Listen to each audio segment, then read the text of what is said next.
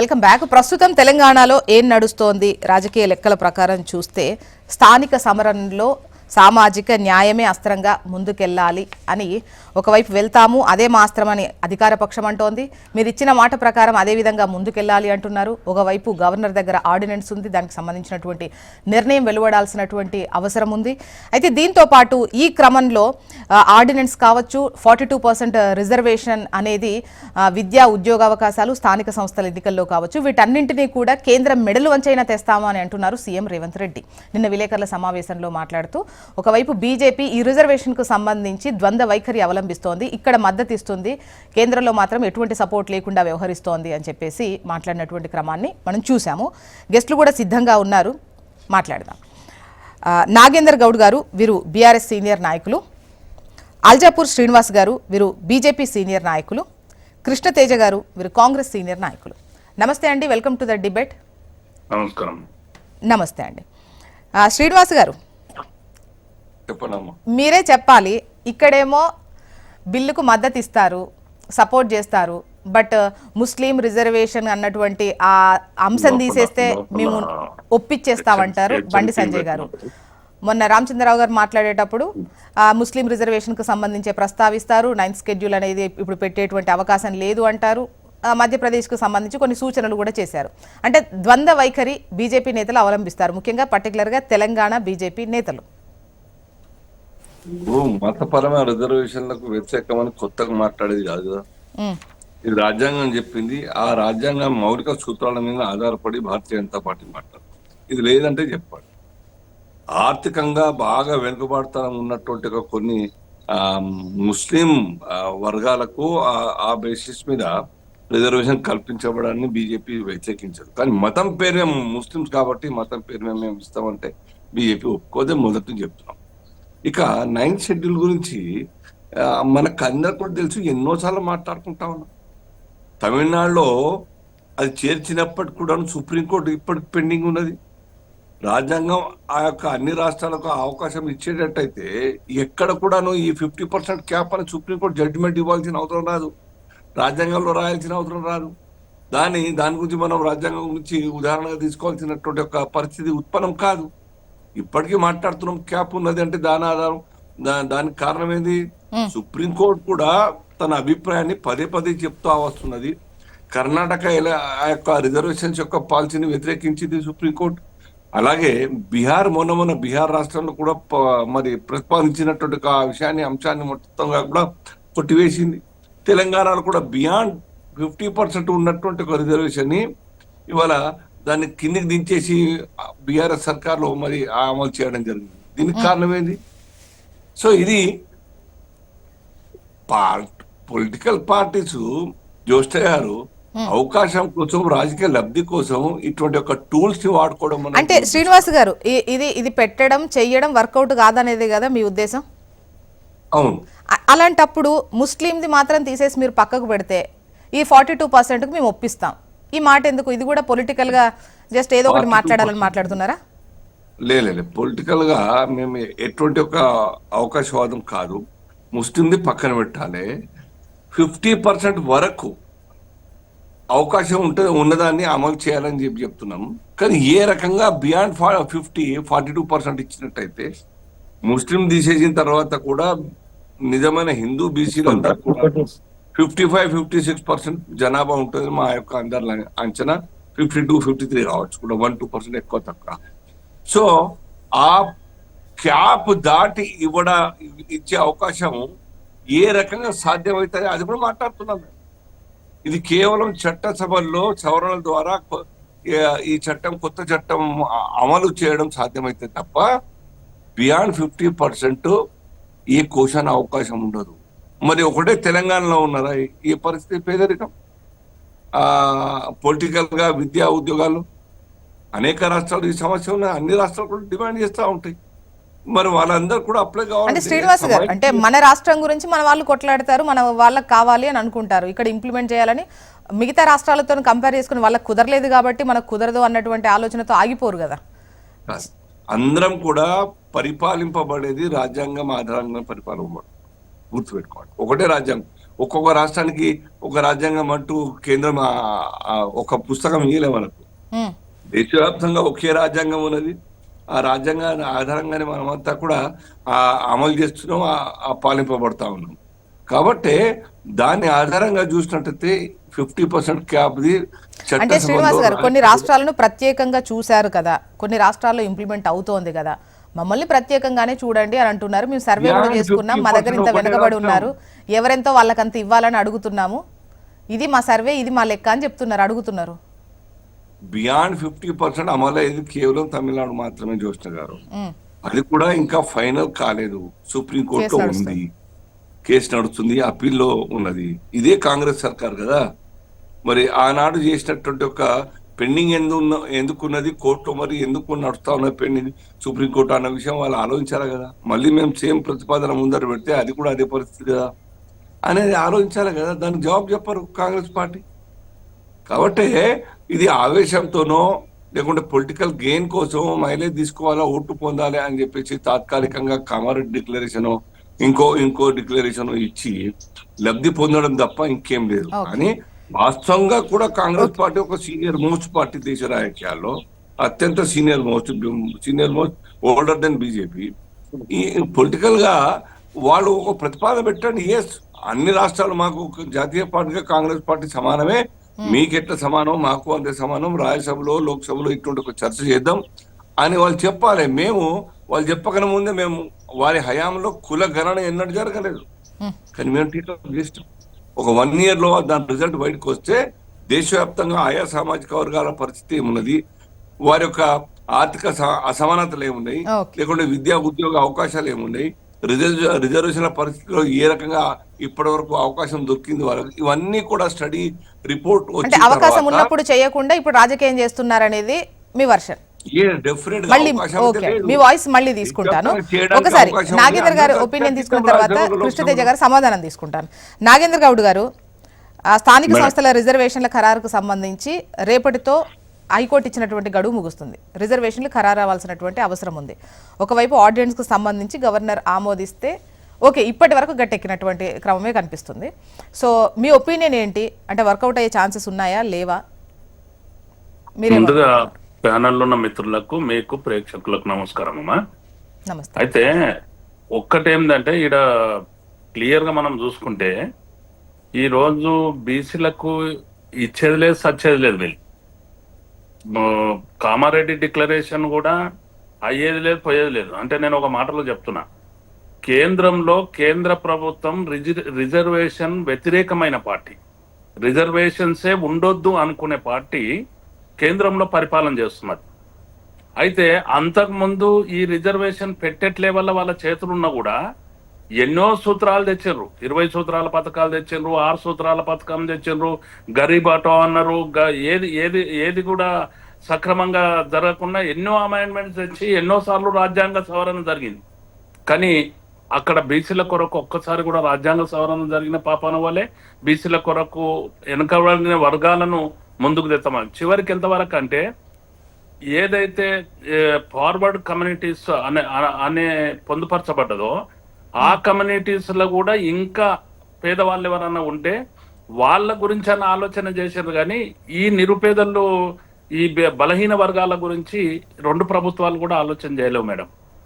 అయితే మేము పదే చెప్పినాం, ఏదైతే ఇక్కడ మా మద్దతు మేము అసెంబ్లీలో జరిగినప్పుడు మా పార్టీ మద్దతు ఇవ్వడం జరిగింది.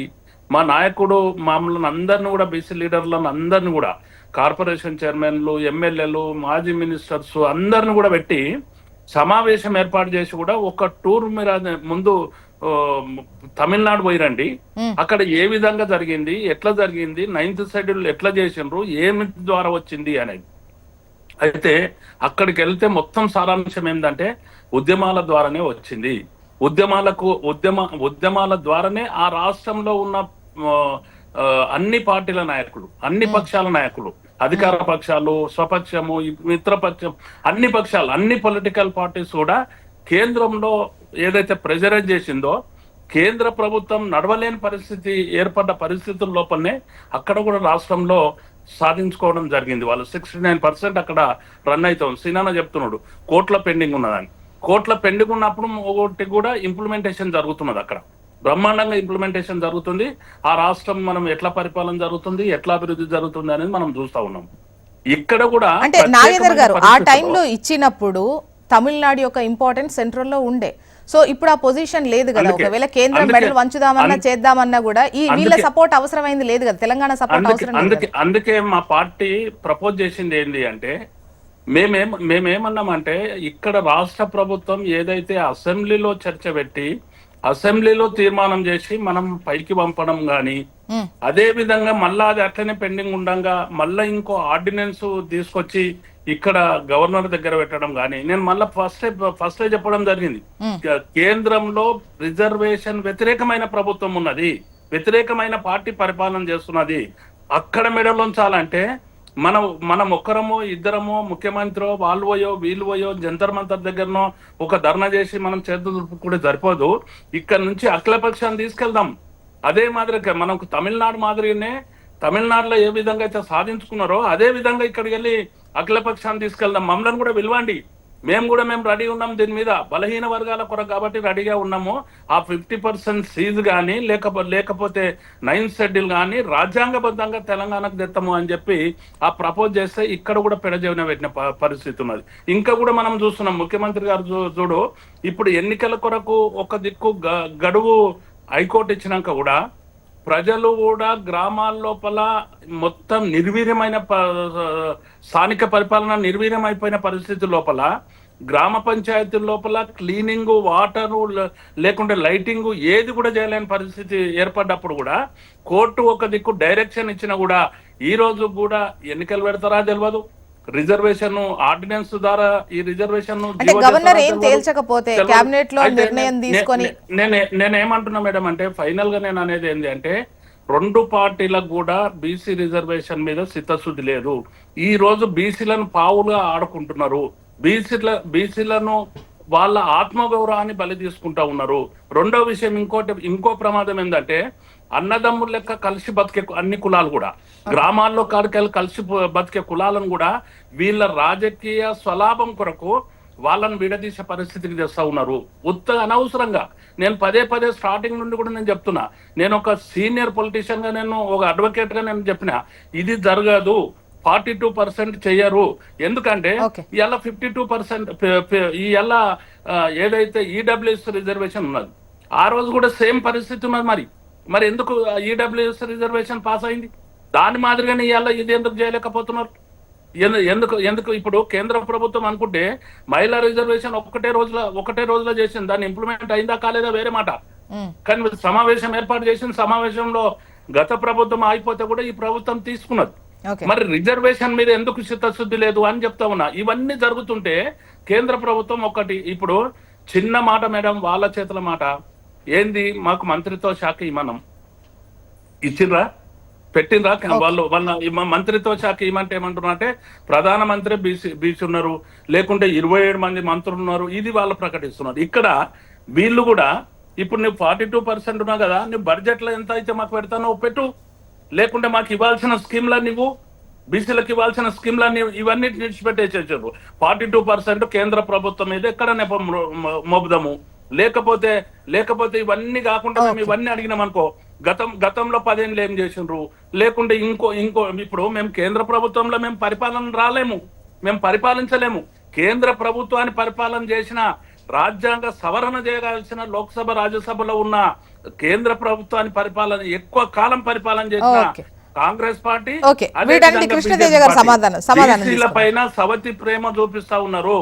బీసీల ఇప్పుడు సినాన్ అంటున్నాడు ఒక రాష్ట్రానికి ఒక తీరు ఉంటుంది ఆ రాజ్యాంగం అంటున్నాడు. ఒక రాష్ట్రానికి ప్రత్యేకమైన పరిస్థితుల లోపల రాష్ట్రం దగగాబడ్డది, రాష్ట్రమే అభివృద్ధిలో వెనుకబడ్డ ప్రాంతము, ఉద్యమం ద్వారా వచ్చిన బలహీనులు నివసించే రాష్ట్రానికి ప్రత్యేకమైన పరిస్థితి రావాల్సిన అవసరం ఉన్నది అని మేమందరం కూడా కృష్ణతేజ గారు ఏంటి బీజేపీ పైన నెపం నెట్టి ఇది పని కాలేదని చెప్పే ప్రయత్నం చేస్తుందా కాంగ్రెస్?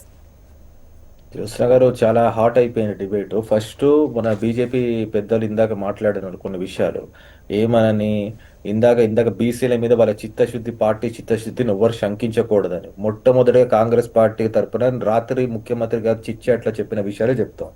ఇక్కడ మన దత్తాత్రేయ గారు ఎవరైతే మన ఇక్కడి నుంచి ఉన్నారో, ఇది గతంలో మన హర్యానా గవర్నర్గా ఉన్నారో, ఆయన ఉపరాష్ట్రపతిగా ఎందుకు ఎంపిక చేయకూడదు? వెంకయ్య నాయుడు గారి ఉపరాష్ట్రపతిగా ఉన్న వ్యక్తిని, రాష్ట్రపతి కావాల్సిన వ్యక్తిని ఇక్కడ పంపించేది హిస్టరీ వీళ్ళది కాదా? మూడోది, మైనార్టీ రిజర్వేషన్ల గురించి మాట్లాడారు ఇందాక బీజేపీ పెద్దలు. మైనార్టీ రిజర్వేషన్లు మనం ప్రధానమంత్రి గారు ప్రాతినిధ్యం వహిస్తున్న గుజరాత్ మైనార్టీ రిజర్వేషన్ అమలు అవ్వటం లేదా? లేకపోతే ఆయన ఎంపీకి ఎన్నికైన ఉత్తరప్రదేశ్లో నిజంగా మైనార్టీ రిజర్వేషన్లు అమలు అవ్వటం లేదా? లేకపోతే ఆర్ఎస్ఎస్ హెడ్ క్వార్టర్స్ ఉన్న మహారాష్ట్రలో మైనార్టీ రిజర్వేషన్స్ అమలు అవ్వటం లేదా? అక్కడ అమిత్ షా కూడా మొన్న రీసెంట్ ఒక ఇంటర్వ్యూలో చెప్పడం జరగలేదా మైనార్టీ రిజర్వేషన్లు ఎట్టి పరిస్థితుల్లో మేము గుజరాత్లో కంటిన్యూ చేస్తామని? మరి అమిత్ షాని పార్టీని సస్పెండ్ చేస్తారా? ఆయన వీళ్ళ సిద్ధాంతాన్ని లోబడి ఉన్నాడా? ఇలా సిద్ధాంతానికి అతీతమా? ఇంకోటి ఈడబ్ల్యూఎస్ దగ్గర బీజేపీ మన ఏ వైఖరి అమలుచిందండి? మూడోది, మొన్న వచ్చి ఏంటిది సుప్రీంకోర్టు జడ్జ్మెంట్ కూడా ఉటంకించడం జరిగింది. 67% రిజర్వేషన్లు ఆ రోజు ఇచ్చినప్పుడు, 9th షెడ్యూల్లో తమిళనాడును చేర్చినప్పుడు, ఆ రోజు సుప్రీంకోర్టు ఇందిరా సహానే కేసులో కానివ్వండి, లేకపోతే మొన్న మహారాష్ట్రలో ఒక చట్టం తీసుకురావడం జరిగింది, మరాఠాలకి కొట్టంగా రిజర్వేషన్లు ఇవ్వాలని. కానీ సుప్రీంకోర్టు సమర్థించలేదు. ఏమంది ఆ రోజు? ఏదున్నా పార్లమెంట్ ఒక సపరేట్ చట్టం తీసుకొచ్చేయాలి, దానికి అనుకూలంగా ముందుకెళ్ళాలి తప్ప కోర్టులకు ఊరిక రావద్దని ఆ రోజు కేసు వేసిన వాళ్ళని కూడా మందలించడం జరిగింది. సో దానికి అనుకూలంగా ఎన్యూమరేషన్ క్రైటీరియా అనేది ఒక క్లియర్ గా ఉండాలి, ట్రాన్స్పరెంట్ ఉండాలి, దానికి అనుకూలంగా ముందుకెళ్తే పర్వాలేదు అని చెప్పి కోర్టు కూడా అనడం జరిగింది మన 2021 ఇంకొక కేసులో. ఇదంతా ఎందుకు చెప్తున్నానంటే, మన దౌర్భాగ్య పరిస్థితి భారతదేశంలో ఏంటిదంటే 2011 నుంచి 2021 వరకు ఇవాళ రాక పాపులేషన్ సెన్సస్ బయట పెట్టలేదండి ఆ పార్టీ. 2022 మార్చి 30 తారీఖున ప్రధానమంత్రి గారు కానివ్వండి, అమిత్ షా గారు కానివ్వండి, క్యాబినెట్ భేటీ తర్వాత నిజంగా కొంతమంది క్యాస్ట్ సెన్సస్ చేయమని, అంటే కులగణన చేయమని నిజంగా రాజకీయం చేస్తున్నారని చెప్పి మొన్న మహారాష్ట్ర ఎన్నికలప్పుడు కూడా ఆ పార్టీని హేళన మాట్లాడిన పార్టీ ఆ పార్టీ ఇవాళ మన రేవంత్ అన్న 42% రిజర్వేషన్ చేపించగానే ఇవాళ దేశవ్యాప్తంగా ఇది ఒక ప్రాంతీయవాదం లేస్తున్నప్పుడు, నిజంగా ప్రాంతీయవాళ్ళకు కూడా ఇక్కడ ఎట్లా జరిగిందని చర్చ జరుగుతున్నప్పుడు డెఫినెట్లీ మేము కూడా బీసీ సెన్సస్ చేస్తాము 2027లో అని వాళ్ళు చెప్పుకోవడం జరిగింది. ఇవాళ వాళ్ళు ఇదంతా ఎందుకు చెప్తున్నారంటే, డెఫినెట్లీ ఇవాళ మీ స్టాండ్ ఏంటిది? తెలంగాణలో ఆర్డినెన్స్ పంపించు మేము సమర్థిస్తామని ఇక్కడ చట్టం దగ్గర చెప్పడం జరిగింది. ఇప్పుడు మీ చేతిలో బిల్లు ఉంది. ఇప్పుడు 50% ఎక్సీడ్ అయ్యి కదా తమిళనాడుతో సమాంతరంగా అన్ని వర్గాలను కలిపితే 67% టచ్ అవుతుంది. ఇప్పుడు ఈ బిల్లును కేంద్రం సమర్థిస్తుందా లేదా అనేది సూటి ప్రశ్న. ఒకటి. రెండోది, ఇప్పుడు బీఆర్ఎస్ వాళ్ళ చిత్తశుద్ధి గురించి బీసీల మీద మాట్లాడుకుంటున్నారు. బీఆర్ఎస్ హయాంలో ఒక ఎంపీసీ కార్పొరేషన్ ఏర్పాటు చేయడం జరిగింది. అది ఏ చట్టం కింద ఏర్పాటు చేయడం జరిగిందో ఇప్పటివరకు చెప్పరు. అది ఏ డేటా బేస్ చేసుకుని ఎస్టాబ్లిష్ చేయడం జరిగిందో ఒక క్లారిటీ లేదు. దానికి ఏం పవర్స్ కన్ఫర్ చేసినారో ఏం చెప్పరు. దానికి ఏం నిధులు చెప్పి ఇచ్చినారో వాళ్ళు చెప్పరు. కాకపోతే వాళ్ళ బీసీ పార్టీ అయిపోతుంది. ఇంకోటి ఎందుకు చెప్తున్నారు ఇదంతా అంటే, రెండు పార్టీలలో కూడా మనం చూసినాం. బీజేపీ పార్టీ అయితే బండి సంజయ్ బీసీ నాయకుని అక్కడ బీసీ అధ్యక్షుడి పదవి నుంచి ఏ రకంగా తొలగించినారో చూసినారు, ఏ రకంగా అగ్రవర్ణ ప్రాతినిధ్యం ఇస్తున్నారో మనం చూసినాం. ఇంకోటి మన ఇక బీఆర్ఎస్ లో బీసీల వాదం గురించి మనం ఎంత తక్కువ మాట్లాడుతుందో మంచిది. ఎందుకంటే కృష్ణతేజ గారు బీజేపీ ఇవ్వట్లేదు, ఇక్కడో మాట అక్కడోటి అంటే, రాష్ట్ర నాయకులకు ఇవ్వాలన్నా కూడా కేంద్ర నాయకులకు ఎవరైతే ఉన్నారో ఇప్పుడు సర్కార్కి అన్ని రాష్ట్రాలను ఒకే విధంగా చూస్తారు. 2027లో ఖచ్చితంగా జనగణనతో పాటు కులగణన కూడా ఉంది. ఆ తర్వాత దాన్ని బట్టే ఈ రిజర్వేషన్స్, మిగతా మొన్న ఆమోదం పొందిన రిజర్వేషన్స్ కూడా ఇంప్లిమెంట్ అయ్యేటువంటి ఛాన్సెస్ ఉన్నాయి. సో ఈ క్రమంలో మీరిచ్చినటువంటి మాటకు వాళ్ళు త్వరితగతిన ఇచ్చేద్దాము అన్నటువంటి ఆలోచన ఒక రాష్ట్రాన్ని ప్రత్యేకించి చూసేటువంటి అవకాశం ఉంటుందా కేంద్రం? Definitely madam. మన సుప్రీంకోర్టు మన ఇందిరా సహానే కేసులో చెప్పినప్పుడు, అంటే తమిళనాడు కేసులో చెప్పినప్పుడు కూడా ఏం చెప్పింది? స్పెషల్ ఎకనామిక్ సర్కమ్స్టాన్సెస్, స్పెషల్ మన కల్చరల్ సర్కమ్స్టాన్సెస్, అంటే మన భాష, మన ఆర్థిక స్థితిగతులు, మన భౌగోళిక స్థితిగతులు, ఇలా సుప్రీంకోర్టు కొన్ని క్రైటీరియాలు పెట్టడం జరిగింది. ఆ క్రైటీరియా ఫుల్ఫిల్ అయితే డెఫినెట్లీ ఆ రాష్ట్ర ప్రభుత్వం ఎన్యూమరేషన్ అంటే ఆ స్టాటిస్టిక్స్ తీయచ్చు, ఆ ఒక సర్వే చేయించచ్చు, దానికి అనుకూలంగా కులగణన చేయొచ్చు, దానికి అనుకూలంగా కేంద్రం కూడా 9th షెడ్యూల్లో చేర్చచ్చు. ఇది సుప్రీంకోర్టు చాలా కేటగిరికల్ చెప్పింది. ఇది పబ్లిక్ డొమైన్లోనే ఉంది ఆ తీర్పు, ఇందిరా సహానే తీర్పు. మన మహారాష్ట్రలో ఇంతకుముందు మరాఠా రిజర్వేషన్ అప్పుడు కొట్టేసినప్పుడు కూడా సుప్రీంకోర్టు చెప్పింది అదే. మన 2021లో పిల్లు వేసినప్పుడు కూడా సుప్రీంకోర్టు చెప్పింది అదే. కాబట్టి గతంలో మన అనుభవాలు మనం ఊటంకిస్తూ మనం క్యాస్ట్ ఎన్యూమరేషన్ తెలంగాణలో చేపట్టినప్పుడు కూడా మనం కోర్టులకి 2 సార్లు కాదు 3 సార్లు వెళ్ళడం జరిగింది. కొంతమంది పని కట్టుకుని దీన్ని ఆపాలని చెప్పి.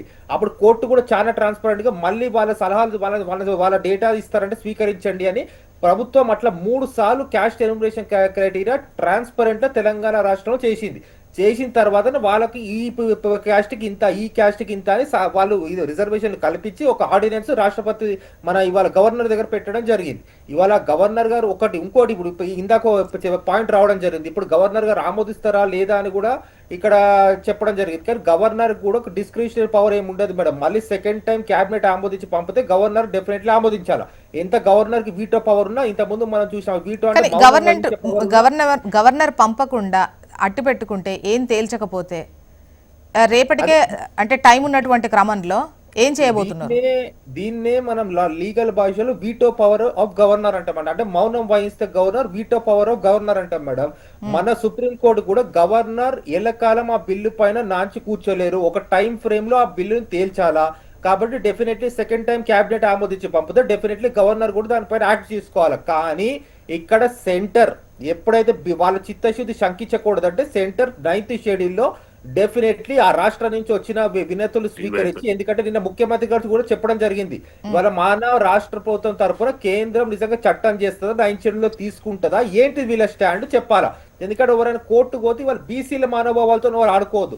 బీసీలకు జరిగిన నష్టం చాలు. ఇవాళ బీసీలకు నిజంగా చుట్టూ ఆడుకోవాలంటే లోకల్ బాడీలో పోదాం. కృష్ణతేజ గారు, ఇప్పుడు ఒకవైపు కేంద్రానికి బిల్లు పంపారు, రాష్ట్రపతి దగ్గర ఉందంటున్నారు, ఒకవైపు ఇటు ఆర్డినెన్స్ వేశారు. అంటే ఈ ఈక్వేషన్స్ ఎట్లా చూడాలి? అక్కడ నుండి ఎటువంటిది రాలేదు, ఇక్కడ గవర్నర్ గారి దగ్గర నుంచి నిర్ణయం పెండింగ్ లో ఉన్నది. సో ఇలా రెండు విధాలుగా వెళ్ళొచ్చా? ఒకవేళ రాష్ట్రపతి కాదు, కుదరదు అంటే ఒకవైపు గవర్నర్ గారు కూడా న్యాయ నిపుణుల సలహాలు అవన్నీ తీసుకుంటున్నటువంటి క్రమంలో సమావేశాలపైన సమావేశాలు పెడుతున్నారు. ఇది న్యాయస్థానంలో నిలుస్తుందా లేదా, ఒకవేళ సైన్ చేసినా కూడా వృధా అవ్వకూడదు కదా. సో అవన్నీ చేస్తున్నటువంటి క్రమంలో అటు ట్రై ఇటు ట్రై చేస్తున్నారు. ఎట్ టైం అట్లా చేయొచ్చా సమాంతరంగా? ఇప్పుడు ఇది 2 కోణాల్లో చూడొచ్చు మేడం. మొట్టమొదటి 50% ఆఫ్ ద రిజర్వేషన్ ఎక్సీడ్ అవుతుంది అనుకుందాం, డెఫినెట్లీ కేంద్రం చట్టం చేయాలి, ఇది కోర్టులో చెప్పిన విషయం. సో ఇది పాయింట్ నెంబర్ 1. సెకండ్, ఇప్పుడు గవర్నర్ కాల వ్యవధిలో సపోజ్ ఆయన యాక్ట్ చేసినాడు, ఆ ఆర్డినెన్స్ వచ్చింది, కానీ డెఫినెట్లీ ఆ బిల్లు పెట్టాలంటే మళ్ళీ ఆ బిల్లుకి డెఫినెట్లీ సంపూర్ణ మళ్ళీ కేంద్రం చట్టం చేయటం లేదంటే మళ్ళీ ఇంకో ఆర్డినెన్స్ ఇచ్చే పవర్ రాష్ట్ర ప్రభుత్వం పరిధిలో ఉంది. అది కూడా రాష్ట్ర ప్రభుత్వం పరిధిలో పవర్. కాబట్టి రాష్ట్ర ప్రభుత్వం ఇక్కడ శంకించడం కంటే, ఎందుకంటే రాష్ట్ర ప్రభుత్వం వెనుకపోయే సమస్య లేదు. ఆ ఇండియా కూటమిలో అన్ని పార్టీలను ఒప్పించే ఒక నైతిక విలువ దమ్ము కూడా మా రేవంత్ అనే తీసుకున్నాడు. ఎందుకంటే ఇదే రకమైన ఓబీసీ సెన్సస్ ప్రతి రాష్ట్రం జరగాలి, అన్ని రాష్ట్రాలను సంఘటిత చేస్తాం, మీరు దమ్ము ఉంటే పార్లమెంట్ లో బిల్లు పెట్టండి కూడా చెప్పడం జరిగింది ఓబీసీ తరఫున. ఎందుకు చెప్తున్నామంటే మేడం, ఇవాళ ఈ బీసీ బిల్లు లోకల్ బాడీలో బీసీ రిజర్వేషన్ కల్పించాలన్నా, మనం ముందు పోవాలన్నా కేంద్రం చట్టం చేసి తీరాలా. 50% కంటే ఎక్కువ రిజర్వేషన్లు క్రాస్ అయితే కేంద్రం ఖచ్చితంగా చట్టం తీర్చి తీరాలా. లీగల్ గా ఇదే చెప్తుంది, డెఫినెట్ కోర్టు కూడా ఇదే చెప్పినాయి. దానిపైన వాళ్ళ వైఖరి ఏంటిదో చాలా స్పష్టంగా మనం అది త్వరగా చూడబోతున్నాం. ఎందుకంటే మనం మీరు ఎవరు అవునన్నా కాదన్నా సెప్టెంబర్ 31 లోపల మనం డెఫినెట్లీ ఎలక్షన్ జరపాలా. ఈ మంత్ ఎండింగ్ లోపల అంటే మనం రిజర్వేషన్ మీద తేల్చాలా. కేంద్రం వైఖరి ఏంటిదో వెరీ కేటగారికలీ ముందు పడుతుంది, ఆల్రెడీ బయట పడిపోయింది. ఇప్పుడు వాళ్ళు ఈ రిజర్వేషన్ తెలంగాణ సమాజంలో వారు ఏ మొక్కం పట్టుకుని ప్రజల్లో వాళ్ళ సమాధానం చెప్తారు, ఏం చేస్తారని కూడా చూద్దాం. కానీ ఒక్కడి కాంగ్రెస్ పార్టీ తరఫున ఆర్డినెన్స్ ఇచ్చాము, గవర్నర్ మళ్ళీ క్యాబినెట్ లో పెట్టి ఆమోదిస్తే గవర్నర్ ఆమోదించాల్సిందే దాన్ని. అది ల్యాప్స్ కాకుండా మళ్ళీ ఇంకో ఆర్డినెన్స్ ఇచ్చుకో కంటిన్యూ చేసుకుంటాం. మా చిత్తశుద్ధి నువ్వు శంకించే అవసరం లేదు మేడం. రాత్రి రేవంత్ అని కూడా అదే చెప్పడం జరిగింది, మేమేదున్నా బీసీల పార్టీ బీసీ కళ్ళకి అనుకూలంగానే పోయినాం. ఏది కూడా ద్వంద్వ వైఖరి లాగా చెప్తున్నా కదా, రాష్ట్రంలో ఉన్న ప్రథమ శ్రేణి నాయకులందరూ బీసీలని ఏ రకంగా అనగదొక్కిందో బీజేపీ పార్టీ నేను ఇప్పటిదాకా చెప్పుకుంటూ వచ్చాను. అట్లాంటి పార్టీ మాది కాదు. పార్టీ అధ్యక్షుడు బీసీగా ఉన్నాడు, పార్టీలో ప్రథమ శ్రేణి నాయకులంతా మేము బీసీలను ప్రోత్సహిస్తున్నారు. అది బీసీలకు ఉన్న దమ్ము. మీరు దమ్ము ఉంటే పార్లమెంట్ లో చర్చ పెట్టండి బీసీల పైన. మా రాహుల్ గాంధీ గారు దానికి సమాధానం చెప్తారని కూడా రేవంత్ రెడ్డి గారు చాలా ఓపెన్ గా చెప్పడం జరిగింది. ఇప్పుడు నేను దీని రాజకీయం కంటే ఘోరంగా బీజేపీకి మళ్ళీ ఒకటే చెప్తాం, డెఫినెట్లీ పాస్ బిల్లు తమిళనాడు లాగా మన తెలంగాణను కూడా 9th షెడ్యూల్లో చేర్చండి. దానికి అనుకూలంగా అన్ని పార్టీలు మీకు సమర్థిస్తే తెలంగాణలో కూడా మీరు ఏంటి చిరస్మరణీయంగా ఉండిపోతారు. ఎందుకంటే తెలంగాణ కూడా తమిళనాడు లాగా చాలా మన ఆర్థిక స్థితిగతులు కానీ ఆ కల్చరల్ డిఫరెన్సెస్ కానీ చాలా ఉన్నాయి ఉత్తర దక్షిణాదిన. కాబట్టి డెఫినెట్లీ ఆ ఎన్యూమరేషన్ క్రైటీరియా ప్రకారం 9th షెడ్యూల్లో చేర్చండి టైం బీయింగ్ అన్నా అని ఇది మా ఒక డెఫినెట్లీ కాంగ్రెస్ పార్టీ తరఫున ప్రభుత్వం తరఫున డిమాండ్ మేడం. సెంటర్ కి వాళ్ళ స్టాండ్ ఏంటి చూద్దాం. ఓకే శ్రీనివాస్ గారు, ఈ ఈడబ్ల్యూఎస్ కు సంబంధించి లేనటువంటి ఇబ్బంది అంటే మీరు అనుకున్నదే తడువుగా చేసినటువంటి క్రమంలో దీనికెందుకు ఇప్పుడు తెలంగాణ ప్రయోజనాల కోసం మాకు కావాలి, మా లెక్క ఇది అని చెబుతున్నటువంటి క్రమంలో చేయడానికి ఇబ్బంది ఏంటి అనేదే కాంగ్రెస్ అడుగుతున్నటువంటి క్వశ్చన్. మీ సమాధానం తీసుకుంటా ఒక చిన్న బ్రేక్ తర్వాత డిస్కషన్ కంటిన్యూ చేద్దాం. Please take a break. Back Srinivas గారు.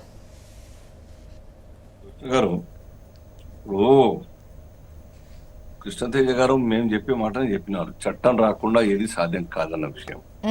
9th షెడ్యూల్ అన్న విషయం ఎన్నడైనా కానీ ఈ రాష్ట్ర ప్రభుత్వం లేదా కాంగ్రెస్ పార్టీ తెలంగాణకు సంబంధించిన స్టాటిస్టిక్స్ మొత్తంగా కూడా ముందర పెట్టి ఏ రకంగా అప్లై అవుతుంది ఈ ఇన్ఈక్వాలిటీ విషయంలో కంపారిజన్ చేస్తూ తమిళనాడులో ఏ కారణం చేత ఏ బేసిస్ మీద అక్కడ 9th షెడ్యూల్లో చేర్చడానికి తీసుకున్న నిర్ణయం ఇక్కడ ఏ రకంగా అప్లై అవుతుంది విషయం మేము చాలా స్పష్టంగా ఒక రాష్ట్రం గురించి మాట్లాడుతున్నాం.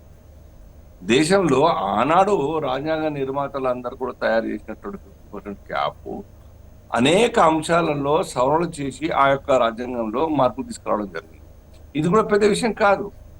కానీ ఒక కన్సెన్సస్తోని అన్ని రాష్ట్రాలకు న్యాయం చేయడానికి మాట్లాడడం, కాంగ్రెస్ పార్టీ అదే రకంగా మాట్లాడాలి, మేము మాట్లాడాలి.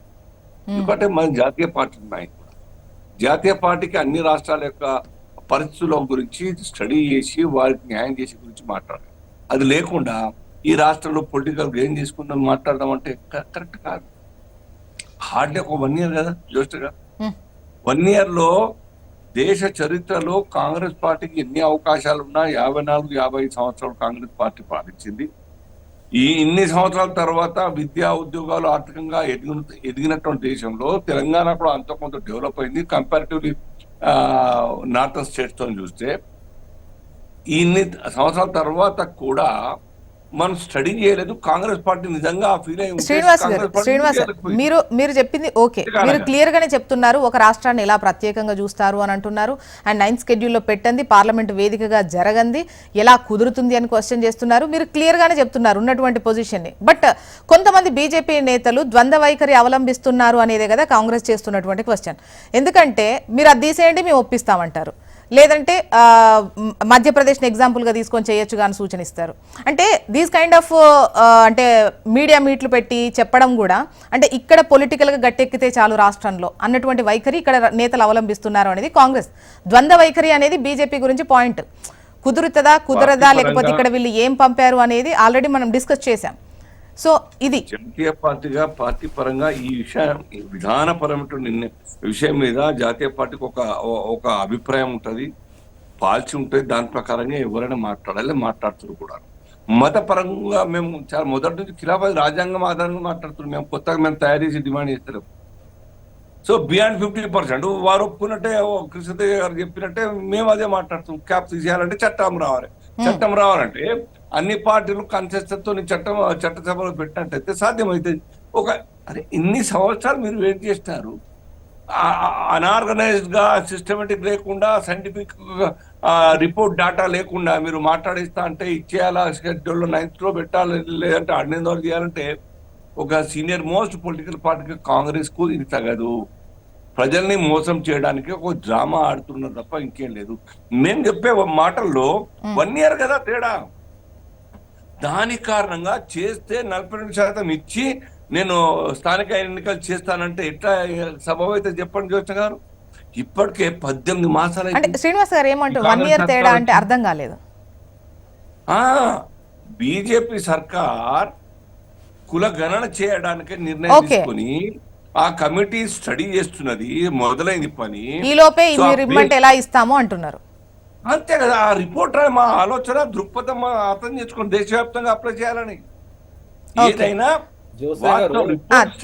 శ్రీనివాస్ గారు ఒక్క నిమిషం మళ్ళీ మీ వాయిస్ తీసుకుంటా. కృష్ణతేజ గారు ఇది కూడా పాయింటే కదా. ఇప్పుడు 2027లో ఒకవైపు జనగణన, దాంతో పాటు కులగణన, ఆ లెక్కను బట్టే క్లియర్ గా ఎవరికి ఎంత రిజర్వేషన్ ఇవ్వాలనేది ఈవెన్ ఈ లెక్క కూడా తేల్చాల్సింది కేంద్రమే కదా. రాష్ట్రాలు వాళ్ళకు లెక్క కట్టుకోవడానికి లేదు, అధికారం కేంద్రందే. సో వాళ్ళ పరిధిలోనే ఉంటుంది. వాళ్ళు లెక్క తేల్చిన తర్వాత కదా ఎవరికి ఎంత ఇవ్వాలనేది డిసైడ్ చేసేది. సో ఆ తర్వాత మిగతా రాష్ట్రాల కన్నా ఇంకొంచెం ఎక్కువగా తెలంగాణ రాష్ట్రం ప్రతిపాదించినా కూడా ఇక్కడటువంటి పరిస్థితుల బట్టి ఆలోచిస్తారేమో. బట్ లెక్క అనేది వాళ్ళు తేలడానికి ఇంకో 2 ఏళ్ళు పట్టేటట్టు ఉన్నది కదా. ఈ లోపే తెలంగాణ రాష్ట్రాన్ని ప్రత్యేకంగా చూడమంటే చూడలేరేమో కదా. జ్యోత్స్న గారు మొన్న మహిళా బిల్ అప్పుడు చూసినాము, ఇప్పుడు చూస్తున్నాం కదా. ఇప్పుడు వాళ్ళు పాపులేషన్ సెన్సస్ ఎప్పుడు చేపట్టాలా, వాళ్ళ క్యాస్ట్ ఎన్యుమరేషన్ ఎప్పుడు మొదలు పెట్టాలా, దాని తేదీ ఎప్పుడు, దాని క్రైటీరియా ఏంటిది, దాని టీం ఎక్కడా, అసలు ఏమన్నా ఒక దానికి జవాబు ఉందా? ఇంకా బీసీలు ఆగచ్చు కదా అని బీసీల మనోభావాలతో దెబ్బతీయడం తప్ప ఏమైనా ఉందా అండి? వాళ్ళ ఉద్యోగ కల్పన దగ్గర కానివ్వండి, వాళ్ళ ఉపాధి దగ్గర కానివ్వండి, చట్టసభల్లో కానివ్వండి, వాళ్ళని ఇంకా వీళ్ళు ఎప్పుడో చేస్తారని చెప్పి వాళ్ళని కళలలో కూర్చోమంటారా? అంటే తెలంగాణ సమాజంకి ఏం చెప్పదలుచుకున్నారు? కృష్ణ తేజ గారు వాళ్ళు టైం చెప్పినట్టున్నారు. 2026 లో ముఖ్యంగా హిమపాతం ఎక్కడైతే ఉంటుందో ఆ రాష్ట్రాలకు ముందుగా లెక్కగట్టి మిగతా దేశం మొత్తం మాత్రం 2027 లో మంత్ అనేది నేను మర్చిపోయినా మంత్ కూడా వాళ్ళు అనౌన్స్ చేశారు. క్లియర్ గా అనౌన్స్మెంట్ ఉంది. అంటే ఎప్పుడు మొదలు పెట్టేది? ఇప్పుడు నేను అదే చెప్తున్నాను మేడం. ఇప్పుడు క్లియర్ కట్ వాళ్ళ ఒక గైడ్ లైన్స్ మన ముందు అయితే ఇప్పటి వరకు ఎవరు లేవు. ఓకే, ఇవాళ రక వాళ్ళు ఏ రకంగా దానికి చేపడతారని కూడా ఎవరికి తెలియదు. కాబట్టి ఇప్పుడు ఎందుకంటే గతం మనం చూడాలి, 11 నుంచి గత 2021 దాకా పాపులేషన్ సెన్సెస్ మన పబ్లిక్ డొమైన్ ఈ రోజు దాకా కూడా లేవు. ఓకే, వారు ఎప్పుడు ఎట్లా చేపడతారో భవిష్యత్తు గురించి మనం ఆలోచించకుండా ప్రస్తుత తరుణంలో ఒక క్యాస్ట్ సెన్సస్ జరిగింది. బీసీలకి ఉద్యోగ ఉపాధి అవకాశాలలో ముందు చూడాలా, తర్వాత చట్టసభలలో చూడాలా.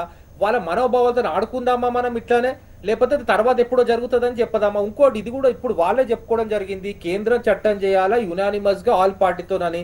మీరు డెఫినెట్లీ అంత చిత్తశుద్ధి తెలంగాణ పైన ఉంటే, ఎందుకంటే మీకు ఇక్కడ సమర్థించారు కదా బిల్లు, డెఫినెట్లీ మీరు 9th షెడ్యూల్ లో చేర్చుకోవాలంటే మీరు జస్ట్ 1 year షెడ్యూల్ పెట్టుకోండి. మీరు చేసేరాక మీకు అనుకూలంగా చెప్తున్నాం కదా.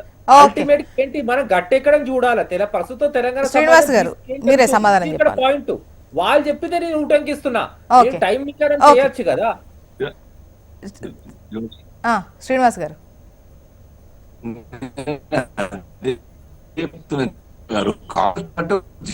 దేశ రాజకీయాల్లో మీరు అధికారంలో ఉన్నారు కదా 50 సంవత్సరాలు, కేంద్రంలో రాష్ట్రంలో మొన్నదాకా ఉన్నారు కదా 2014 వరకు. దానికి సమాధానం తీసుకుందాము. ముఖ్యంగా మీ వర్షన్ చెప్పండి. ప్రస్తుతం ఇంకా మీరు అది చెప్తే ఏంటి, కాలం జరిపోయిన మాటలు చాలా క్లియర్ ఉంది. దేశవ్యాప్తంగా మహిళల గురించి ఎట్లయితే ఆలోచించి మనం చట్టం తీసుకొచ్చినామో అదే రకంగా ఈ యొక్క రాష్ట్రాల యొక్క పునర్విభజన గురించి మనం ఎట్లయితే ప్లాన్ చేస్తున్నామో దానికోసం వాటి అమలు కోసం చట్టసభలో అమెండ్మెంట్ తీసుకురావడానికి కులగణని ఎందుకు విమర్శించారు, ఇవాళ కులగణని ఎందుకు సమర్థిస్తుంది బీజేపీ పార్టీ? దీనికి సమాధానం చెప్పబడండి జ్యోత్స్న గారు. సరే చాలు, మాకు మీరైతే చేయలే కదా, మేము చేస్తున్నాం కదా, మీరు ఏ దానికి మేము చేస్తున్నాం అనే దానికి ఇప్పుడు కృష్ణతేజ గారు చెయ్యొద్దు అంటున్నారా? కులగణన వాళ్ళ వర్షన్ అభిప్రాయం అది కాదు కాబట్టి ఓకే, ఇప్పుడు రకరకాల అభిప్రాయాలు తీసుకుంటారు. ఓకే, కులగణన చేస్తే ప్రజలందరూ కోరుకుంటున్నారు కాబట్టి చేద్దాం అనుకొని ముందుకొచ్చారు. సో చెయ్యొద్దు అంటున్నారా? ఇప్పుడు అదే కదా మొన్నటి రాక విమర్శించింది ఆ పార్టీ, కులగణన అడుగుతుంది, హిందువులను చీరుస్తుందని చెప్పి. తెలంగాణలో జరగంగానే ఉండే పరంగా కులగణన చేపడతామని చెప్పింది. మేము ఇదే కదా చెప్తున్నాము. ఎప్పుడైనా గ్రౌండ్ పార్టీకి మీడియా లోపల ఆఫీసర్లో కూర్చొని చేస్తున్న పార్టీకి చాలా డిఫరెన్స్ ఉంటుంది మేడం. ఒకసారి నాగేందర్ గారి వర్షం కూడా తీసుకుందామండి, చాలా టైం అవుతుంది. ఒకసారి జోష్ణ గారు, Bharatiya Janata party concluding point, ప్రజల మనోభావం అర్థం చేసుకొని మేము ముందుకు పోతాం, మా విధానాలు తయారు చేసుకున్నాం. మూల సిద్ధాంతం శ్రీనివాస్ సార్, మేబీ మీ లైవ్ లో కొంచెం డిస్టర్బెన్స్ ఉంది, సిగ్నల్ ఇష్యూ ఉన్నట్టుంది. గ్రౌండ్ లో ఉన్నటువంటి ప్రజల యొక్క కష్టాన్ని, వారి యొక్క అభిప్రాయాన్ని అర్థం చేసుకొని మేము చట్టసభలో. శ్రీనివాస్ సార్, మళ్ళీ మీ వాయిస్ తీసుకుంటాను. లైవ్ సిగ్నల్ ఇష్యూ వస్తోంది, మళ్ళీ మీ వాయిస్ తీసుకుంటా ప్లీజ్. నాగేందర్ గారు, ఇంతకుముందు మీరు మహిళా బిల్లు పెట్టడానికి కానీ ఈడబ్ల్యూఎస్ కు రానటువంటి ఇబ్బంది దీనికి ఎందుకు అంటున్నారు. సో అది దశాబ్దాలుగా నడుస్తూనే ఉంది. మహిళలకు సంబంధించి ఇచ్చేటువంటిది వెనకబాటుకు సంబంధించి చట్టసభల్లో ఎటువంటి నెంబర్ ఉందో కళ్ళకు గట్టినట్టు కనిపిస్తోంది. ఈవెన్ అన్ని పార్టీలు కూడా ఇవ్వాలి అని ఏకతాటిపైనే ఉన్నాయి. అధికార పక్షంతో పాటు విపక్షాలు కూడా ఒకే లెక్కన ఉన్నాయి. సో దానికి అయిన వర్కౌట్ దీనికి అంత ఈజీగా అయ్యేటువంటి ఛాన్సెస్ ఉంటాయా? అంత ఈజీగా పెట్టే అవకాశం ఉంటుందా? మేడం, నేను ఏమంటున్నా, ఇప్పుడు వీళ్లకు కేంద్ర ప్రభుత్వాన్ని పరిపాలన చేస్తున్న బీజేపీ పార్టీకి చిత్తశుద్ధి ఉంటే బీజేపీ పార్టీకి ఇక్కడ అసెంబ్లీలో కూడా 8 మంది శాసనసభ్యులు ఉన్నారు. 8 మంది శాసనసభ్యులు అందులో చర్చలో పాల్గొన్నారు కదా. పాల్గొన్నప్పుడు మరి ఇవన్నీ లేవనెత్తలేరు అసెంబ్లీలో. ఎందుకు చర్చ చేయలేరు మరి అట్లా ఆ రోజు జరిగినప్పుడు? అంటే ఇక్కడ ఒక తీరు తీసుకొస్తామంటే మాకు ప్రాబ్లం లేదు అని. అమ్మా మేము సపోర్ట్ చేస్తున్నాం, రాష్ట్ర ప్రయోజనాల కోసం ఎప్పుడు కట్టుబడి ఉంటాము అనేది ఇక్కడ మాకు ఎటువంటి ఇబ్బంది లేదు అని చెప్తున్నారు.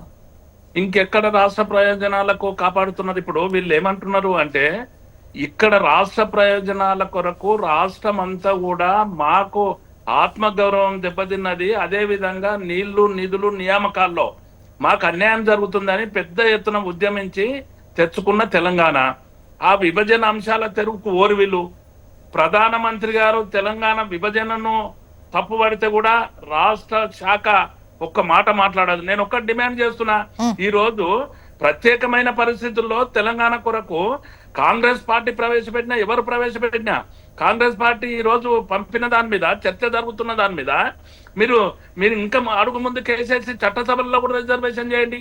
ప్రత్యేకమైన పరిస్థితుల లోపల తెలంగాణలో కావాలి, లేకుంటే మేము అందరం రాజీనామా చేసి పడేస్తున్నాం అని చెప్పి 8 మంది పార్లమెంట్ సభ్యులు రాజీనామా చేయండి. మీరు రాష్ట్రం కొరకు ముందుకు రండి.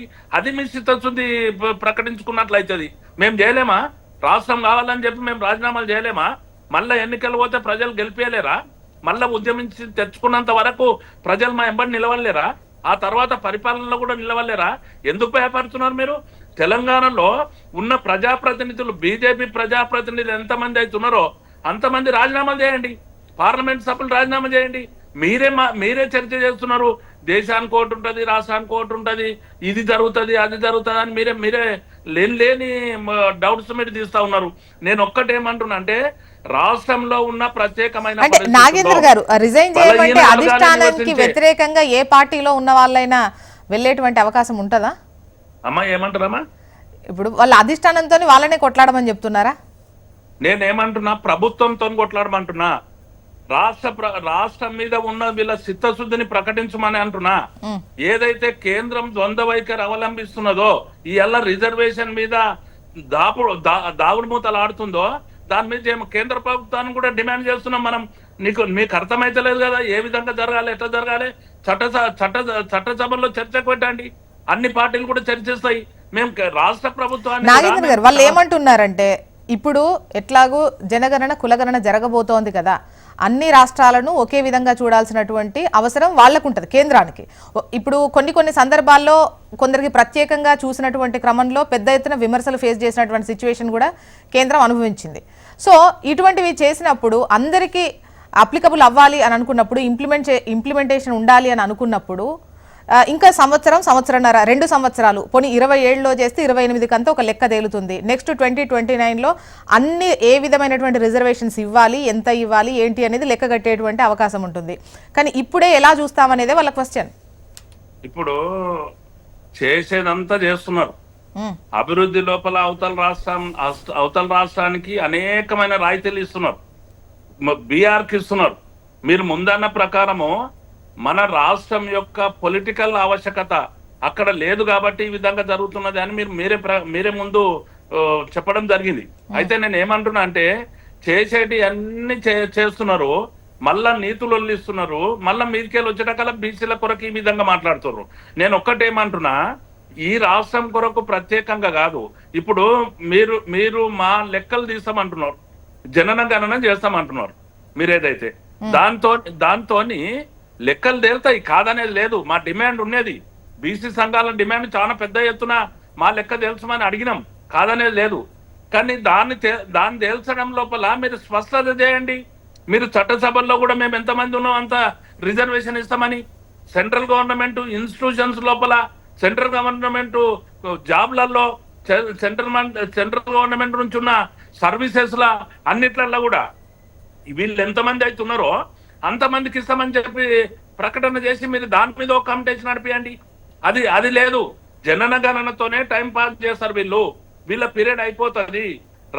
నేను ఒక్కటేమంటున్నా మేడం అంటే, నాట్ ఓన్లీ బీసీ రిజర్వేషన్, ఈ తెలంగాణ మీద తెలంగాణ విభజననే తప్పుబట్టి తెలంగాణ విభజన లోపల కూడా ఇప్పుడు 14 నుంచి ఇంతవరకు వాళ్ళు పరిపాలన చేస్తున్నారు.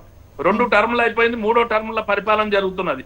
ఈ రోజు కూడా విభజన అంశాలు, విభజనలో జరిగిన ఏదాన్ని కూడా ఒక్కదాన్ని కూడా అటెండ్ కాలేదు. ఈ రోజు వరకు ఏది కూడా జరగలేదు. అందుకే నేను ఆ విధంగా శంకించాల్సిన అవసరం ఉన్నది కాబట్టి రాష్ట్ర ప్రభుత్వాన్ని ముఖ్యమంత్రి గారిని కూడా నేను డిమాండ్ చేసినాం. ఇప్పుడు మా పార్టీ ఇప్పుడు డిమాండ్ ప్రస్తుత చేసింది. అఖిల అంటే పక్షం కాంగ్రెస్ కు తీసుకెళ్తామని సంబంధించి చెప్పి. కూడా మీరు మేడం, విమర్శిస్తూ నేను ఇంకొక విషయం అయ్యేటువంటి చెప్పమంటున్నా. అవకాశం లేదు, 42% రిజర్వేషన్ వర్కౌట్ అయ్యే ఛాన్సెస్ లేవు, ఉన్నటువంటి పరిణామాలు అట్లా అంటున్నారు. కానీ మేము ఫైట్ చేస్తున్నాము.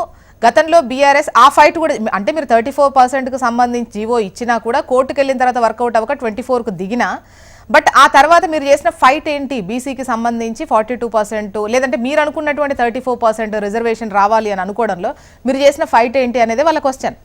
జ్యోత్స్న గారు, నేను ఏమంటున్నా అంటే గత ప్రభుత్వము 10 సంవత్సరాలు మేము పరిపాలన చేశాం.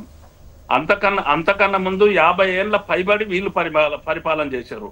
50 ఏళ్ళ మీరు ఏ పరిపాలన చేసిండ్రు, ఎంత ఉద్ధరించిండ్రు, ఏం చేసిండ్రు కాబట్టి రాష్ట్రం లోపల పెద్ద ఎత్తున రావణ కాసు లెక్క ఉద్యమం వచ్చింది. ఎంతగానం పరిపాలన చేస్తేనే ఆ తర్వాత 10 సంవత్సరాలు మేము పరిపాలన చేసిన దాంట్లో కూడా దాని చర్చనే చెప్పి టైం పాస్ చేయడం కాదు. మేము రాష్ట్ర ప్రభుత్వాన్ని క్లియర్ గా వాళ్ళకు కూడా చిత్తశుద్ధి ఉంటే ఏదైతే 42% మీద మీరు కేంద్ర ప్రభుత్వం మీద లేకపోతే ఎవరి మీదనో నెపం చేయాలని చూడడం కాదు. మీ చేతులున్న క్యాబినెట్ లో 42% ఇవ్వండి. మరి అలా లోకల్ బాడీస్ అంటున్నారు కదా, స్థానిక మీరు నామినేటెడ్ పోస్టులలో ఇవ్వండి, లేకపోతే మీ చేతులున్న ఫండ్స్ లో ఇవ్వండి, స్కీమ్లలో ఇవ్వండి. కాంట్రాక్టులు మాకు ఇస్తామని అని చెప్పి మీరు ఎన్నికల లోపల మీరు ఎన్నికల మేనిఫెస్టోలో పొందుపరిచిన దాన్ని ఇవ్వండి. మరి అవన్నిటిని ఏది కూడా మాట్లాడతలే. ఈ రోజు వేరే దేశాల్లో చదవాలనుకుంటే, బీసీ బిడ్డలు చదవాలనుకుంటే వాళ్ళకు కూడా మీరు స్కాలర్షిప్ ఇవ్వలేని పరిస్థితి ఉన్నది, ఫీజు రియంబర్స్మెంట్ ఇవ్వలేని పరిస్థితి ఉన్నది. ఇవన్నీ ఇక్కడ పెట్టేసేసి గతంలో మీరు చేయలేరు, మీరు చేస్తున్న దానికి ఫలితాలే ఉంటలేవు కదా అంటున్నాను నేను. సక్సెస్ అవుతుందా? ఇద్దరు క్వశ్చన్ కి ఇప్పుడు సమాధానం చెప్పాలి. ఒకటి, ప్రధాన ప్రతిపక్షం ఉన్నారు, మీరు ఏం చేస్తున్నారు అనేది కూడా కావాలి కదా. ఎక్కువ కాలం పాలించింది మీరే. ఈవెన్ తమిళనాడుకు సంబంధించినటువంటి ఇప్పుడు ఆ ఈక్వేషన్ ఇప్పుడు వర్కౌట్ అవుతుంది అన్నా కూడా మీరు తీసుకున్నటువంటి నిర్ణయమే. అప్పుడు గత ఎగ్జాంపుల్స్లో ఎక్కడ ఆర్డినెన్స్తో వర్కౌట్ అయింది లేదు. 1919లో ఇస్తే 94 వరకు, ఆ తర్వాత చట్టరూపం దాల్చిన తర్వాతే వర్కౌట్ అయింది అక్కడ కూడా. సో ఇప్పుడే ఎందుకు బీసీల మీద ఇంత ప్రేమ కాంగ్రెస్కి?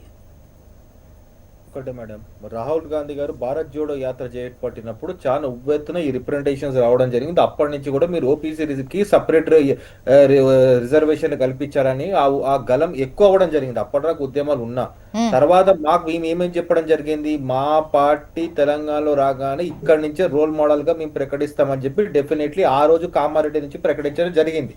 దాని అకార్డింగ్లీ దానికి అనుకూలంగానే ముఖ్యమంత్రి గారు అడిగలేయడం జరిగింది. ఎవరు ఊహించని విధంగా సక్సెస్ఫుల్లీ క్యాస్ట్ సెన్సస్ చేపట్టి గవర్నర్ ఇవాళ ఆర్డినెన్స్ పంపించినాం మనం. ఇన్ఫాక్ట్ కోర్టులో పోయినా ఆగకుండా. ఇంకోటి, ఇక్కడ ఇందాక బీఆర్ఎస్ మిత్రులు లేవరెత్తుకొని సమాధానం లేవరెట్టినారు, బీసీల పైన డెఫినెట్లీ ఏంటి వీళ్ళ చిత్తశుద్ధి, ఏం జరుగుతుంది అని. మేము ఏదున్నా చూడండి మేడం, విత్ ఇన్క్లూడింగ్ మన కాన్స్టిట్యూషన్ రాజ్యాంగం లోబడే ఆర్టికల్ 243కి లోబడే మేము చేసినాం. పంచాయతీరాజ్ చట్టం ఒక సవరణ చేసుకుంటూనే మేము ముందుకెళ్ళినాం. మన బిల్లు పెట్టినప్పుడు కూడా అది బీఆర్ఎస్ పార్టీ గతంలో చేసింది ఏంటిది, వాళ్ళు క్యాస్ట్ సెన్సస్ చేసినారు కానీ బయట పెట్టకుండా వాళ్ళు ఉన్న చట్టం ప్రకారమే దానికి అనుకూలంగా ముందుకెళ్ళి డెఫినెట్లీ వాళ్ళు కోర్టు నుంచి మొట్టికాయలు వేయించుకుని ఆ రోజు డెఫినెట్లీ ఏదో ఒక రాజకీయం చేయడం జరిగింది. ఆ ఎంబీసీ కార్పొరేషన్ అని ఒకటి పెట్టుకోవడం జరిగింది. దానికి పవర్లు లేవు, నిధులు లేవు, ఏమీ లేవు. ఆఖరికి వాళ్ళ కార్పొరేషన్ లేదు, దానిలో ఉన్న వ్యక్తులు కూడా పార్టీలో వెళ్ళిపోవడం జరిగింది. ఎందుకు చెప్తున్నది అంతే అంటే రాజకీయం కాదు ఇప్పుడు కావాల్సింది, దీనికి సొల్యూషన్ కావాలంటే ఏం కావాలా, తమిళనాడుతో పాటు. కృష్ణతేజ గారు, మొన్న చేసిన సర్వేకు సంబంధించి కూడా బీసీలు ఇంతమంది, ఓసీలు ఇంతమంది అన్నటువంటి లెక్క తేల్చారు. కానీ ముఖ్యంగా వీళ్ళు ఇంతమంది ఉన్నారు, పర్సంటేజ్లో ఇంత వచ్చారని కులాల వారీగా లెక్క మీరు రిలీజ్ చేసిలా? మేడం మీకు ఆ ఒక పీడిఎఫ్ ఆల్రెడీ మీ ముందే ఉండొచ్చు, డెఫినెట్లీ మీరు చూసుకోవచ్చు. ఎందుకంటే ఏ కులము ఈ జనాభా ఎంత ఉంది అనేది మీకు క్లియర్ కట్ చెప్పినాం అక్కడ. ఓకే, జనాభా ప్రకారమే మన జనాభా దామాషా ప్రకారమే రిజర్వేషన్లు కల్పించడం జరుగుతుంది, దానికి అనుకూలంగా ముందుకెళ్ళడం జరుగుతుంది. ఇప్పుడు దానికని ఎందుకంటే మనం ప్రతి సెక్షన్ ని మేము తీసుకుంటూ ముందుకెళ్తున్నాం తప్ప ఏ ఒక్క కేటగిరీని వద్దనుకోలేదు. ఇందాక బీజేపీ మిత్రులు ముస్లింలే వద్దు మాకు మైనార్టీలే వద్దని చెప్తున్నారు. మరి ప్రధానమంత్రి గారు గుజరాత్ లో మైనార్టీలను ఎందుకు కల్పిస్తున్నారు, బీసీలలో రిజర్వేషన్లు? ఆర్ఎస్ఎస్ హెడ్ క్వార్టర్స్ ఉన్న మహారాష్ట్రలో ఎందుకు కల్పిస్తున్నారు, ఉత్తరప్రదేశ్ ఎందుకు కల్పిస్తున్నారు, అమిత్ షా గారు ఎందుకు మన ఓపెన్ గా చెప్తున్నారు? మరి ఏంటి వీళ్ళ స్టాండ్? అంటే వాళ్ళ పార్టీలోనే చీరికొచ్చిందా దీనిపైన, లేకపోతే వీళ్ళ వ్యక్తిగత ఎజెండా ఉందా? ఇందాక ఎందుకు చెప్తున్నానంటే అల్టిమేట్లీ దీనికి సొల్యూషన్ ఒకటే, తెలంగాణని తమిళనాడుతో సమాంతరంగా 9th షెడ్యూల్ లో చేర్చాలంటే కేంద్రం సెపరేట్ చట్టం చేయాలి. ఎందుకంటే 92 తర్వాత అనేక కేసులు బీసీ రిజర్వేషన్ల పైన కోర్టులో జరిగినాయి. కోర్టు ఎప్పుడు కూడా ఒకటే చెప్పడం జరిగింది, ఏదైనా మా దగ్గరికి రావద్దు, పార్లమెంట్ చట్టం చేస్తే కోర్టులకు ఎటువంటి అభ్యంతరం లేదు, అది కాన్స్టిట్యూషన్ అమెండ్మెంట్ చేసుకుని మీరు రండి మా దగ్గర చెప్పింది, దాంట్లో ఏమైనా అభ్యంతరాలు ఉంటాయి. కాబట్టి బాల్ ఇప్పుడు కేంద్రం కోర్టులో ఉంది. ఆ చట్టం చేస్తారా లేకపోతే ఆగమంటారా, బీసీల మానవాళితో ఏ రేఖగా ముందుకెళ్తారో తెలంగాణ సమాజం కూడా చాలా స్పష్టంగా రాబోయే కాలం చూస్తుంది. అందుకే మేము కృష్ణతేజ గారు, అంటే మీరు చెప్పింది ఇప్పుడు కేంద్రం చేస్తేనే అవుతుంది పని. డెఫినెట్లీ మేడం, మేము ఆర్డినెన్స్ ఇచ్చినాం, మేము వాళ్ళ మెడల్ వంచి డెఫినెట్లీ చేసేటట్టు ఉద్యమాల రకం కూడా తీసుకెళ్తాం. ఇప్పుడు ఇట్లాంటి వర్కౌట్ అవనివి గతంలో బీఆర్ఎస్ కూడా ఇచ్చింది కదా, జీవో ఇచ్చింది, కోర్టుకు వెళ్ళారు, అది కుదరదని చెప్పారు, 24 కు పడిపోయింది. సో దాన్ని ఇప్పటికీ విమర్శిస్తూనే ఉన్నాం, వాళ్ళకి చిత్తశుద్ధి లేదు, ఫైట్ చేయలేదు, ఏం లేదు అని. సో మీరు ఇక్కడికి ఆగిపోయి కేంద్రం కోర్టులో వదిలేస్తే మీది అక్కడికి అయిపోద్దిగా. మీరు ప్రత్యేకించి తీసుకునేది ఏంటి మీరు ఇచ్చినటువంటి మాట? మేడం ఒకటే మాటలు చెప్తాం, గతంలో ఎందుకు ఆగిపోయింది జియో, ఎన్యూమరేషన్ క్రైటీరియా అంటే వీళ్ళు క్యాస్ట్ సెన్సస్ చేపట్టేటప్పుడు ఏది కూడా ట్రాన్స్పరెంట్ చేయించలేదు, ఒక్కరోజు అడావిడిగా చేశారు కాబట్టి కోర్టు అది బేస్ చేసుకుని ఆ జడ్జిమెంట్ ఇవ్వడం జరిగింది. ఇక్కడ మనం క్యాస్ట్ సెన్సస్ చేపడుతున్న తెలంగాణ సమాజంలో 3 సార్లు కోర్టుకు వెళ్ళడం జరిగింది, మమ్మల్ని పరిగణన తీసుకోవటం లేదు, మమ్మల్ని తీసుకోలేదు ఇట్లా అని చెప్పి. కృష్ణతేజ గారు సారీ, ఒకటి సబ్మిషన్, అంటే ఉన్నవి ఉన్నట్టు మాట్లాడితే బెటర్ ఏమో. అంటే అప్పుడు వాళ్లకు సుప్రీంకోర్టు చెప్పినటువంటి విషయము ఈ 50% సీలింగ్ అన్న దానిపైనే వాళ్ళకు సంబంధించి కొట్టేయడం జరిగింది.